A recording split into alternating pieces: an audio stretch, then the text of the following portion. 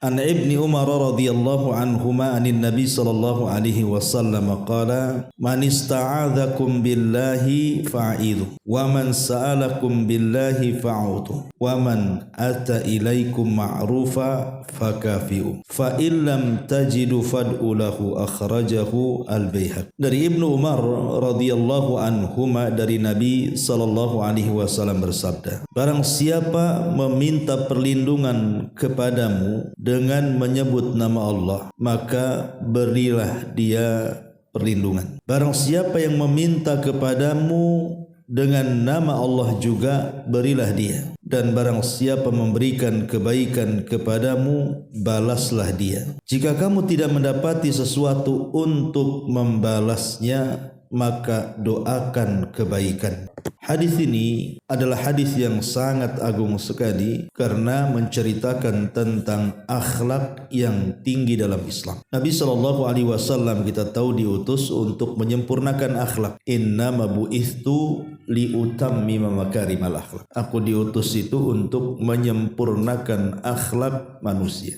Lah di antara akhlak yang diajarkan Nabi SAW itu yang terdapat dalam hadis ini. Ada 3 perkara dalam hadis ini yang luar biasa kalau kita dalami, menunjukkan tentang keindahan Islam. Yang pertama, di sini Nabi SAW mengatakan man ista'adzakum billahi fa'idhu. Barang siapa yang meminta perlindungan kepadamu dengan nama Allah, maka lindungi dia. Ini akhlak pertama. Kemudian akhlak kedua, wa man sa'alakum billahi fa'utu. Barang siapa yang meminta sesuatu kepadamu karena Allah, maka penuhilah permintaannya. Kemudian akhlak yang ketiga, barang siapa yang berbuat baik kepadamu, maka balaslah kebaikannya. Jika kamu tidak dapat membalas kebaikannya, maka doakan dia. Baik, kita kupas satu-satu. Pertama, kalau ada orang yang datang kepada kita meminta perlindungan agar kita melindungi dia, kemudian dia membawa-bawa nama Allah, maka kita harus melindungi dia. Umpamanya saya datang ke ibu, Bu, saya kemarin diancam oleh tetangga sebelah. Katanya saya mau dibunuh, tolonglah saya tidak bisa apa-apa, tolonglah karena Allah. Kalau dia ngomong begitu, Bu, dan ibu bisa melindungi dia, maka ibu wajib melindungi karena dia sudah membawa-bawa nama Allah. Tetapi kebalikannya, kalau ada orang yang ngomong ke kita, aku berlindung kepada Allah dari kamu, maka sebaiknya kita menyingkir dari dia. Ya Bu ya, jadi berlindung kepada Allah itu ada 2 macam. Ada orang yang berlindung kepada Allah karena kita. Ada orang berlindung kepada Allah itu karena minta bantuan kita. Kalau seandainya ada tetangga mengatakan kepada kita, aku berlindung kepada Allah dari kamu, maka kita harus menjauh dari tetangga itu demi memuliakan nama Allah. Kan itu pernah terjadi di zaman Nabi. Jadi Nabi itu pernah menikahi seorang wanita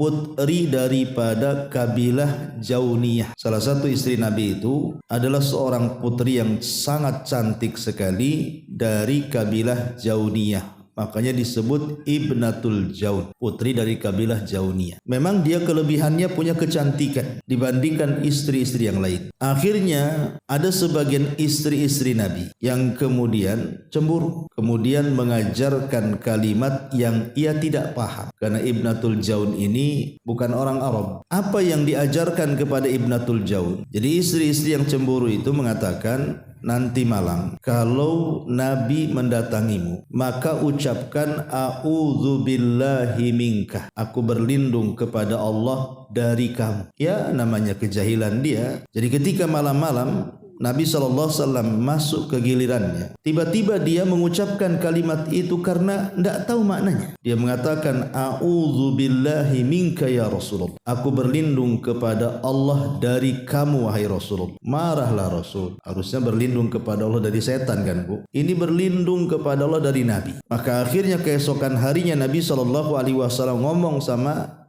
putri Jauniyah ini yang sudah diperistri Nabi, ilhaqi bi ahli, pulang kamu ke rumah keluarga. Laqad udti bima'adid, karena engkau sudah meminta perlindungan dengan zat yang maha agung. Akhirnya Rasul menyuruh pulang dia ke kabilahnya Jauniyah dan tidak rujuk lagi. Inilah dalil tentang talak ghairu sharih bu namanya. Jadi kalau suami ngomong sama ibu, pulang kau ke rumah orang tuamu, ini bisa talak bisa tidak, tergantung niat suami. Kalau dalam niatnya suami itu memang hendak mentalak istrinya, maka kalimat itu bisa talak. Tapi kalau hanya sekedar ingin memberikan pelajaran kepada istrinya, maka tidak jatuh talak. Ustadz, gimana tahu kalau suami saya mentalak atau tidak? Ya tanyakan sama suaminya, tapi jangan bertanya lagi emosi. Pokoknya suaminya lagi bertengkar dengan ibu. Dah kau pulang aja ke kampungmu sana, pulang sana ke orang tuamu, aku udah nggak mau lagi. Lah ketika itu ibu nggak usah bertanya maksudnya apa bang,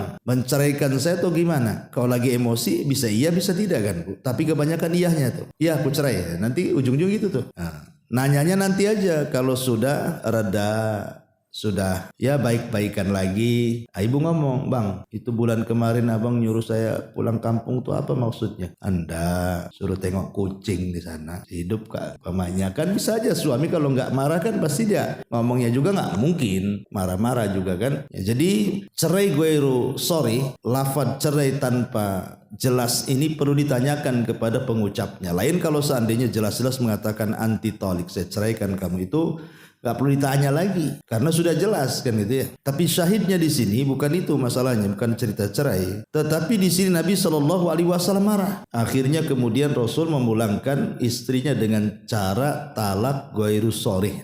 Jadi kalau ada tetangga ngomong aku berlindung kepada Allah dari kamu, ibu cepat pindah rumah, cari tempat lain. Berarti dia telah bersumpah atas nama Allah. Kita ini disejajarkan dengan setan masalahnya kan. Kita disuruh berlindung kepada Allah dari setan, masa berlindung dari kita kan gitu. Jadi ini, tapi kalau seandainya dia datang kepada kita atas nama Allah, meminta kepada kita untuk melindungi dia, maka kita wajib melindunginya. Selama satu kita sanggup. Kalau kita sanggup melindungi, lindungi dia. Ya. Yang kedua, bukan dalam perkara haram. Dalam perkara haram tidak boleh. Melindungi orang dalam perkara haram itu tidak boleh. Makanya ini juga kerjaan pokat nih biasanya. Orang-orang jadi pengacara ini jangan melindungi orang salah walaupun dia minta atas nama Allah. Karena di sini Nabi SAW mengatakan, barang siapa yang meminta kepadamu perlindungan karena Allah maka lindungi. Maksudnya adalah pertama kepada orang yang bisa melakukannya dan sanggup, dan bukan kepada orang yang tidak sanggup. Kalau meminta perlindungan kepada yang tidak sanggup bisa syirik. Contoh meminta perlindungan ke kuburan, ya tidak boleh lah, bisa syirik gitu ya. Jadi meminta kepada orang yang orangnya hadir di depan kita, dia sanggup menolong kita, maka boleh. Yang kedua, bukan dalam perkara yang diharamkan. Nah inilah bagaimana Islam itu mengajarkan kepada kita akhlak. Kalau ada yang minta dilindungi, kita lindungi. Ini yang pertama. Kemudian yang kedua, di antara akhlak Islam juga adalah wa man sa'alakum billahi fa'utu. Barang siapa yang meminta kepadamu atas nama Allah, maka beri dia. Jangan sampai kita tidak memberinya. Tetapi ulama memberikan 4 syarat. Kalau ada datang ke ibu umpamanya, bu tolong saya lah bu, karena Allah saya ini lagi kesulitan. Maka ibu katakan, apa yang harus aku tolong? Saya mau pinjam uang, demi Allah saya lagi sulit. Ini kalau sudah bawa-bawa Allah bu, ibu harus kasih semampu ibu. Tapi yang meminta kepada ibu dengan menyebut-nyebut nama Allah itu harus memenuhi 4 syarat. Syarat yang pertama, alla yakuna fi dharari. Tidak boleh isi kandungan permintaannya itu memadaratkan ibu. Contoh, demi Allah bu, saya tidak punya rumah, kasihkanlah rumah ibu sama saya. Ya tidak boleh lah ibu, nanti dia yang punya rumah, ibu pula tak punya rumah, terbalik jadinya kan. Nanti ibu datang lagi, saya sudah tak punya rumah, demi Allah balikanlah rumahku pada saya. Oh enggak bisa, udah dikasih kan gitu. Nah ini kemarin saya baik kok kamu bakhil. Nanti kan memadaratkan. Ya jadi tidak boleh kalau dia memadaratkan kita, walaupun dia meminta atas nama Allah, kita tidak bisa turuti karena memadaratkan kita masalah. Ini yang pertama. Yang kedua, alla yakuna fi al-masyaqqati. Tidak boleh kita memberi kalau ada masyaqqah. Masyaqqa itu hal-hal yang memberatkan bagi kita. Ibu punya motor satu. Dengan kendaraan itulah ibu ke pasar, ibu ke pengajian, ibu kemana-mana gitu kan.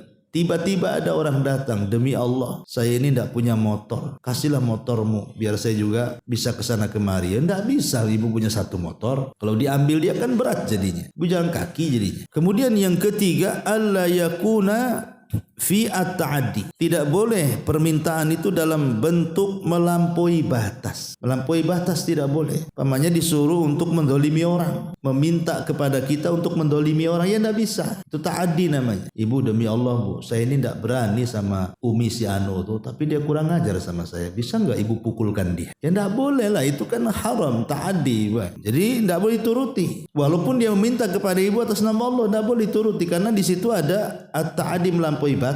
Kemudian yang terakhir, au sa'ala ma la yahtaj, atau dia meminta sesuatu yang dia tidak berhajat sebenarnya dengan itu. Jadi dia meminta sesuatu yang sifatnya sia-sia untuk dia gitu. Dia sudah kaya, ya kan? Uangnya banyak. Kemudian demi Allah saya minta sama ibu uang 100.000 lah. Dia miliarder. Buat apa dia aja duitnya banyak kan itu. Jadi enggak kalau memang tidak ada hajat bagi dia, kecuali orang kaya bangkrut kan itu. Dia kaya, mobilnya bagus, rumahnya bagus, uangnya banyak. Kok minta uang sama kita yang susah kan itu. Lah kalau memang tidak ada hajat, tidak ada kebutuhan, atau mungkin bertanya soal gaji, umpamanya suami ibu gajinya berapa, bisa nggak dihabarkan kepada saya? Ngapain tanya-tanya gaji orang ya? Jadi kalau yang seperti itu nggak boleh. Walaupun bertanya ilmu sekalipun, kalau ilmunya tidak untuk diamalkan, hanya untuk main-main saja, tidak berhajat untuk itu, nggak usah dikasih, nggak usah dijawab ya. Tetapi kalau seandainya hilang 4 syarat ini, maka ibu wajib ngasih. Apalagi itu hak dia. Umpamanya ibu ini kaya, ya bukan kaya, cukup lah, cukup kalau beli mobil ya cukup duitnya, beli rumah cukup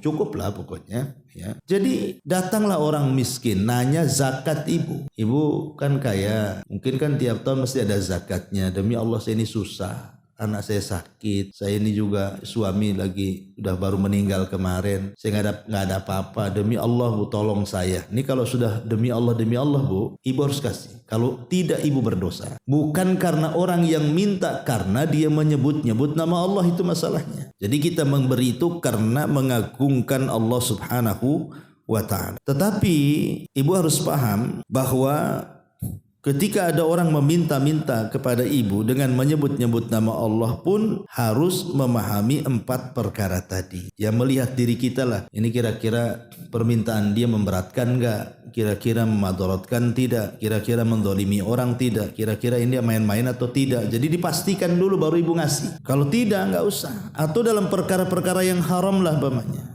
Perkara-perkara haram, demi Allah bu, aku sudah seminggu nggak mabuk, saya nggak ngasih duit aku beli khamr. Nggak boleh ya, walaupun menyebut-nyebut nama Allah pun kalau perkara haram ya tidak dibolehkan. Jadi ini tetapi kalau seandainya terhindar dari perkara-perkara ini, maka ibu wajib kasih. Kalau tidak maka ibu berdosa. Jadi kalau ada yang meminta kepada kamu, kata Rasul, billahi karena Allah, fa'utuh, maka berikan dia. Baik berupa hissi, ya hissi itu benda-benda, barang-barang, uang dan yang semacam yang bisa dipegang gitu. Ataupun meminta doa. Dia minta tolong sama kita untuk didoakan, maka kita doakan dia. Jadi memberikan pertolongan itu kan ima dengan bentuk barang atau dalam bentuk doa. Ya, ini yang kedua. Yang ketiga, Nabi SAW mengatakan, waman ata ilaikum ma'rufa fakafi'uhu. Barang siapa yang memberikan kebaikan kepadamu, maka balas kebaikannya. Jangan melupakan kebaikan orang atau jasa orang. Balas jasa dan kebaikan. Minimalnya kalau tidak bisa lebih dari kebaikannya, setara dengan kebaikan. Kalau memang tidak bisa setara, ya mungkin di bawahnya. Tapi kalau memang tidak ada yang bisa kita berikan sebagai balas jasa atau balas budi orang, apa kata Rasul? Fa illam tajidu fad'ulahu. Kalau memang tidak bisa sama sekali membalas kebaikan dia, minimalnya doa. Jazakumullah khairan. Semoga ibu dilindungi, semoga ibu disehatkan, semoga keluarga berkah. Pokoknya didoakan baik-baik. Ya, itu sudah mencukupi. Ma'asyiral muslimat yang dimuliakan Allah Azza wa Jalla, apakah setiap orang yang berbuat berbuat baik kepada ibu, ibu wajib membalas kebaikannya, ya kecuali dalam satu perkara. Ingat Bu, semua kebaikan orang itu harus kita balas dengan kebaikan. Karena Allah yang mengatakan, hal jazaul ihsan ilal ihsan. Balasan kebaikan itu dengan kebaikan yang sama. Tapi satu perkara ini ibu tidak boleh berbuat baik kepada dia, walaupun dia telah berbuat baik kepada kita. Maksudnya secara materi, bukan doa. Apa itu? Dalam bab syafaat. Dalam bab syafaat ibu tidak boleh. Apa yang dimaksud syafaat di sini? Maksudnya dalam bab wasilah. Contoh, anak saya cerdas, di atas rata-rata, ingin masuk kuliah, tapi berkali-kali daftar ditolak padahal cerdas. Akhirnya saya coba datang ke ibu, kebetulan ibu punya kenalan ordal, orang dalam. Bu, anak saya ini cerdas, kemarin sudah daftar tes ditolak padahal cerdas. Ibu bisa nggak memasukkan anak saya ke sekolah itu? Oh bisa, kata ibu, nanti saya ngomong. Akhirnya keterima anak saya. Sebagai balas budi, saya kasih uang ibu atau kasih apalah dalam bentuk hadiah. Ini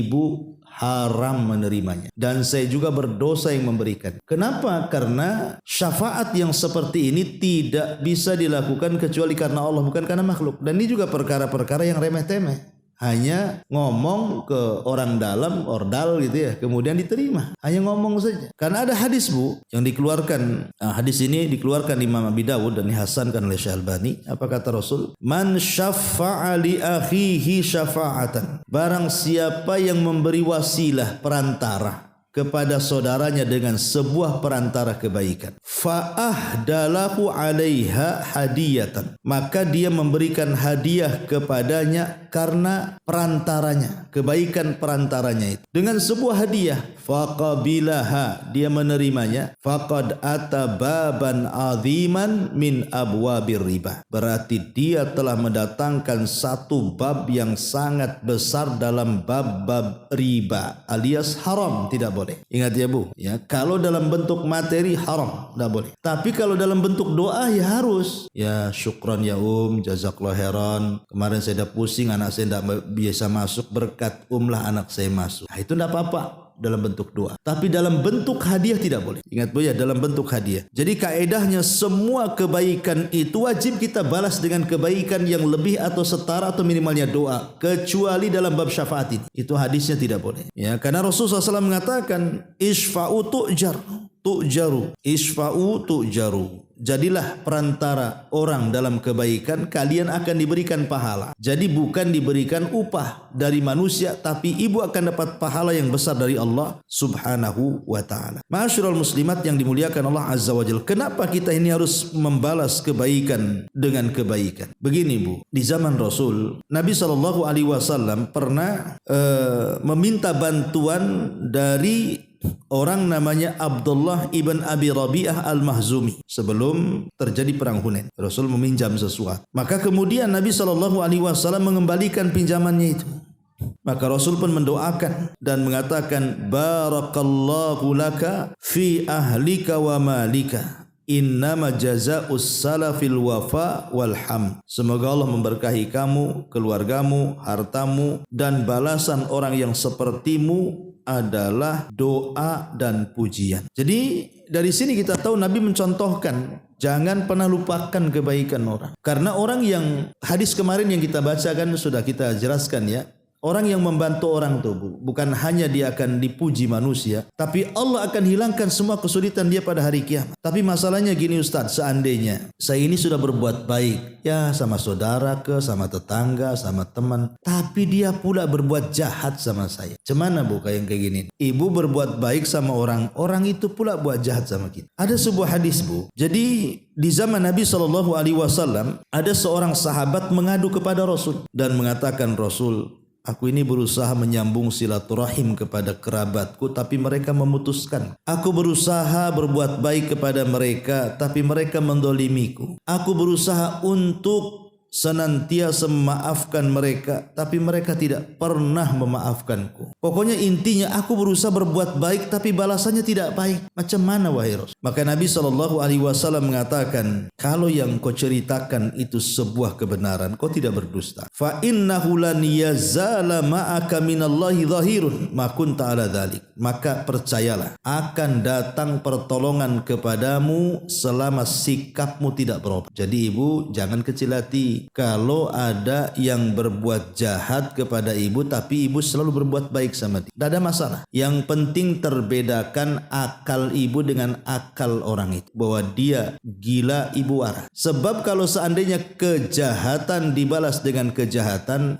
itu sama-sama otak gila, Bu. Tapi kalau kejahatan dibalas kebaikan atau minimalnya dibiarkan, maka ibu waras otaknya. Disitulah terbedakan mana orang baik, mana orang jahat. Jadi tidak perlu kemudian kita ini gimana gitu. Saya ini sudah banyak berbuat baik sama tetangga, tapi tetangga tidak pernah merasakan perasaanku di sini. Tetap aja dia kayak gitu. Ya nggak masalah. Ya, tidak perlu dipikirkan. Nanti akan datang pertolongan kepada kita. Yakin, karena man taraka syai'an lillahi awadallahu khairan min. Barang siapa meninggalkan sesuatu karena Allah, Allah akan ganti. Ya, harapan ibu kan ibu berbuat baik sama orang biar orang itu berbuat baik sama kita kan. Tapi harapan itu pupus karena dia berbuat jahat. Gak apa-apa, gak perlu kita berharap kebaikan dia. Yang penting kita tetap berbuat baik. Nanti Allah akan ganti dengan yang lebih baik lagi. Jadi ini harus dipahami. Karena ada orang yang seperti itu kan, terutama dalam muamal dengan keluarga itu. Saya sudah berusaha menyambung, tapi dia tak mau. Saya berusaha menolong, tapi dia tak mau juga, tak paham juga. Tenang, Allah akan turunkan kebaikan pertolongannya kepada kita. Tapi yang jelas kalau seandainya ada orang yang berbuat baik kepada kita, maka kita jangan sampai kemudian menyakiti dia. Kalau ini kasusnya terbalik, tetangga berbuat baik sama ibu, maka ibu jangan sampai menyakiti dia. Balaslah kebaikannya. Kalau memang dia tiap hari kadang-kadang ngasih makanan, sementara ibu tidak sanggup seperti dia bawa gulai rawon yang enak-enak, sementara ibu tak pandai buat kayak gitu, ataupun mungkin tak sanggup buat, tak ada duit mau ngasih sayur asem, tak imbang dia gulai, masa sayur asem kan kebanting jadinya kan. Tapi kalau memang ibu berbuat baik nggak apa-apa ya. Tapi kalau tidak ada sama sekali, minimalnya doa lah. Masa doa nggak kasih? Minimalnya doa. Jangan sampai kemudian doa pun tidak. Ini memanglah orang gak punya akhlak. Sudah dibaikin orang, dia gak pernah berbuat baik balik, doa pun tidak. Ada orang-orang kayak gitu tuh. Ya demi Allah, saya menyaksikan di masyarakat itu ada orang-orang yang seperti itu. Jadi ada orang itu yang sudah berbuat baik sama orang sampai kemudian diberikan macam-macam gitu ya. Tapi timbal baliknya tidak ada. Jangan lagi mungkin timbal baliknya ya harta yang sudah dikasih atau ilmu yang sudah dikasih, mendoakan pun tidak sama sekali. Ini kurang ajar ya. Jadi jangan sampai seperti itu. Tapi kalau seandainya kebalikan yang tadi saya katakan, ibu yang disakiti sementara ibu yang berbuat baik kepada orang, maka maafkan itu lebih baik. Karena di zaman Rasul pun terjadi. Nabi itu pernah disakiti oleh banyak orang kan, terutama oleh orang-orang Quraisy, orang musyrik Quraisy itu di zaman periode awal-awal berdakwah. Tetapi ketika terjadi Fathu Mekah, Nabi memandang tuh wajah-wajah orang yang pernah menyakitinya. Tapi tiba-tiba Rasul mengungkapkan satu kata-kata yang merupakan akhlak sesungguhnya Nabi. Apa kata Rasul? Idhabu fa antumut tulaqa. Pergi kalian sudah kumaaf. Persis seperti Nabi Yusuf, ya kan? Ketika sudah kumpul saudara-saudaranya di Mesir, dia masih teringat dulu yang mencemplungkan dia ke sumur itu saudara-saudaranya. Jadi ketika melihat wajah, karena begini Bu ya, orang yang berbuat zalim itu dengan lamanya waktu biasanya lupa kepada wajah orang yang dizaliminya. Tapi orang yang dizalimi terkadang walaupun berjalan lama, kadang-kadang dia tidak pernah lupa muka orang yang menzaliminya. Itu memang kaidah seperti itu. Akan diingat terus sampai ke bawah mimpi wajahnya itu. Ya, orang yang menzalimi itu. Tapi kalau orang berbuat zalim dengan yang dizalimi, itu dah lupa wajahnya, Bu. Lupa dia. Lah, Nabi Yusuf ini melihat wajah-wajah saudaranya, kan sudah ketemu besar, bukan itu waktu kecil, sekarang sudah ketemu besar. Yusuf masih nampak gitu wajah-wajah bagaimana penyiksaan mereka dulu mau membunuh, dimasukkan ke sumur. Tapi tiba-tiba Nabi Yusuf mengatakan apa? La tasriba alaikumul yaum. Tidak ada celak lagi hari ini. Aku sudah maafkan kalian. Indah sekali. Ya, begitu juga Abu Bakar Siddiq radhiyallahu an ketika Mistah itu menuduh anaknya, itu kan sakit Bu. Gimana?